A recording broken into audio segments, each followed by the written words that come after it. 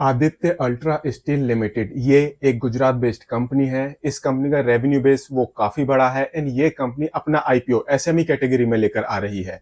जानते हैं इस कंपनी के बारे में एंड इसके आने वाले आईपीओ के बारे में। कहीं मत जाइए, चैनल को सब्सक्राइब कर लीजिए। सबसे पहले जानते हैं इस कंपनी के बारे में। आदित्य अल्ट्रा स्टील लिमिटेड ये कंपनी एक गुजरात बेस्ड कंपनी है। 2011 से इस बिजनेस में है एंड ये कंपनी टीएमटी बार्स की मैन्युफैक्चरिंग करती है एंड उनको कामधेनु ब्रांड नेम के अंडर मार्केट में सेल करती है। एंड इसके अलावा ये कंपनी एमएस बिलेट्स भी सेल करती है। एंड जो ये टीएमटी बार्स का मैन्युफैक्चरिंग प्रोसेस होता है, यहाँ पर काफी सारा वेस्ट एंड स्क्रैप जनरेट होता है एंड वो वेस्ट एंड स्क्रैप अपने आप में एक सिग्निफिकेंट वैल्यू कैरी करके रखता है। तो बेसिकली जो ये कंपनी है, इस कंपनी की 3 रेवेन्यू स्ट्रीम हो गई। एक तो इस कंपनी की रेवेन्यू हो गई टीएमटी बार की सेल से, दूसरी इस कंपनी की रेवेन्यू हो गई एमएस बिलेट की सेल से एंड तीसरी इस कंपनी की रेवेन्यू हो गई वेस्ट एंड स्क्रैप की सेल से। एंड यहाँ पर अगर हम इसको परसेंटेज वाइज देखें तो इस कंपनी की सबसे ज्यादा रेवेन्यू वो टीएमटी बार की सेल से आती है एंड ये इस कंपनी की टोटल रेवेन्यू का 87.46% है। इस कंपनी की टोटल रेवेन्यू का 5.49% ये एमएस बिलेट की सेल से आता है एंड ऐसे ही इस कंपनी की टोटल रेवेन्यू का अप्रोक्सीमेटली 7.05% ये स्क्रैप सेल के थ्रू आता है। एंड यहाँ पर मैं आपको बता दूं दैट अगर आपने कोई कंस्ट्रक्शन करवाई है या फिर आप इस फील्ड में थोड़ी बहुत इंटरेस्ट रखते हैं, तो जो ये कामधेनु ब्रांड के टीएमटी बार्स होते हैं, ये इस पर्टिकुलर फील्ड में काफी ज्यादा फेमस है। अब ये कंपनी एक गुजरात बेस्ड कंपनी है, अपने प्रोडक्ट्स को ज्यादातर ये गुजरात में ही बेचती है। तो जो इस कंपनी की टोटल रेवेन्यू है, मोर देन 98.5% रेवेन्यू वो सिर्फ गुजरात से ही आती है एंड लेस देन 1.5% रेवेन्यू वो बाकी स्टेट से आती है। बट अगर आप रियलिटी में देखोगे तो इस कंपनी के प्रोडक्ट्स ये दूसरे स्टेट्स में काफी बड़ी क्वांटिटी में बिकते हैं। तो बेसिकली यहाँ पर कंपनी ने अरेंजमेंट कुछ इस तरह से करा हुआ है दैट ये कंपनी टीएमटी बार्स की मैन्युफैक्चरिंग करती है एंड गुजरात में किसी डीलर को बेच देती होगी एंड उसके बाद वो डीलर इन प्रोडक्ट्स को बाकी सारे स्टेट्स में डिस्ट्रीब्यूट करता होगा। एंड जो ये कंपनी है, ये कंपनी अपने सारे के सारे प्रोडक्ट्स खुद ही मैन्युफैक्चर करती है एंड आज की डेट में जो इस कंपनी की मैन्युफैक्चरिंग कैपेसिटी है, ये कंपनी मोर देन 86% की कैपेसिटी यूटिलाइजेशन पर ऑपरेट कर रही है। दैट मीन्स अगर इस कंपनी को थोड़ा बहुत भी ग्रो करना है फ्रॉम नाउ ऑनवर्ड, तो इस कंपनी को अपनी मैन्युफैक्चरिंग कैपेसिटी बढ़ानी पड़ेगी एंड वहां पर इस कंपनी को काफी सारा कैपिटल एक्सपेंशन करना पड़ेगा एंड इसके लिए आपको पैसे चाहिए एंड उसी पैसों के लिए ये कंपनी अपना आईपीओ लेकर आ रही है। आईपीओ पर्पस से इस कंपनी ने अपने आप को 153.98 करोड़ रुपीस की वैल्यूएशन दी है। तो हमने इस कंपनी के बारे में जान लिया। अब देखते हैं इस कंपनी के फाइनेंशियल्स, दैट इस कंपनी के जो फाइनेंशियल्स हैं वो इस कंपनी के बारे में क्या बताते हैं। तो सबसे पहले हम इस कंपनी का एसेट बेस देखते हैं। मार्च 2022 में इस कंपनी का टोटल एसेट बेस था 92 करोड़ रुपीस के आसपास का।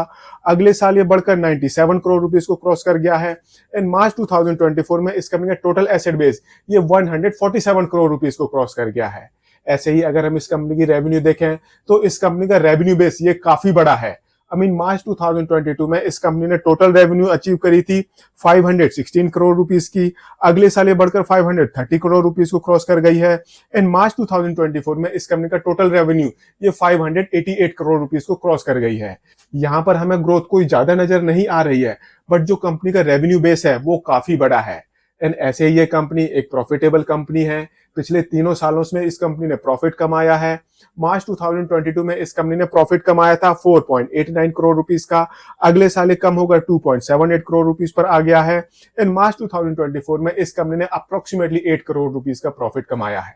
एंड ऐसे ही अगर हम इस कंपनी की ऑपरेटिंग कैश रियलाइजेशन की बात करें तो अब ये कंपनी अपने ऑपरेशन में पॉजिटिव कैश जनरेट कर रही है। मार्च 2022 में ये नेगेटिव था।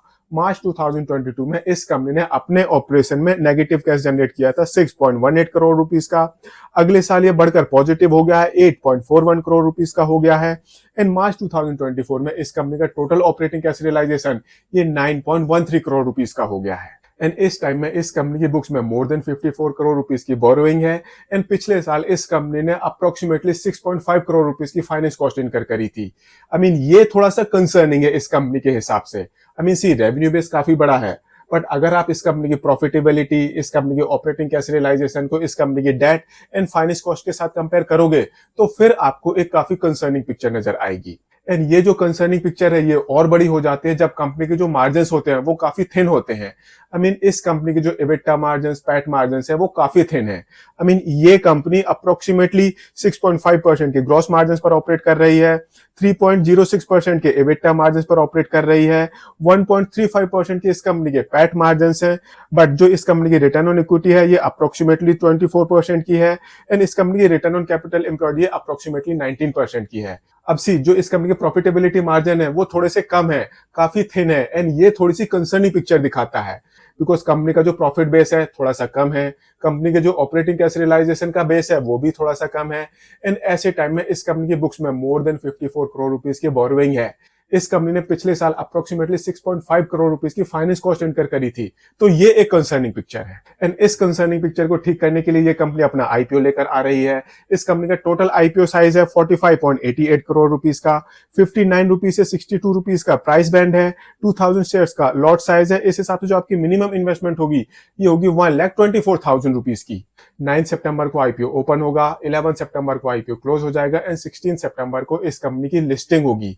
एंड इस आईपीओ के थ्रू जो भी पैसे इस कंपनी के पास आएंगे उन पैसों का ये कंपनी यूज करेगी कैपिटल एक्सपेंशन के लिए, वर्किंग कैपिटल की मैनेजमेंट के लिए, एंड कुछ पैसे यूज होंगे जनरल कॉर्पोरेट पर्पसेस के लिए, आईपीओ से रिलेटेड एक्सपेंसेस के लिए।